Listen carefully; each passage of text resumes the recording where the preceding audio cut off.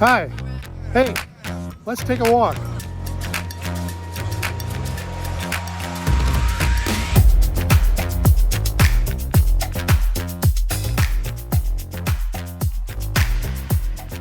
You know, the past few weeks, I've been up here in Canada, and one of the activities I do every day is drive to and from the workplace.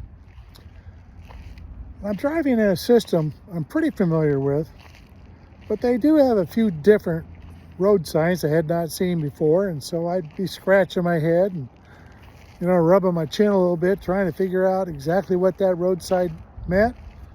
And if I if I didn't follow it exactly, would the local police force call that a violation? And so here I am operating in a system that has people, other drivers, programs, processes, work environment, maybe a different organization. Equipment's pretty much the same, but I'm in this task-based system up here and making sure that I follow all the rules. And sometimes that's difficult, isn't it, when we're in a system that maybe confuses us or is a little bit new and we're trying to do our best. I remember a few years ago, I was going to a client's work site and want to make sure I follow all the safety rules. So I got a hold of their safety manual and took a look at their traffic portion, vehicle safety.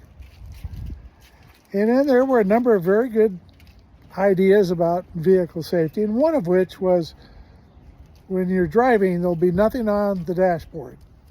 Well, that makes sense, doesn't it? You don't want to have things sliding across the dashboard,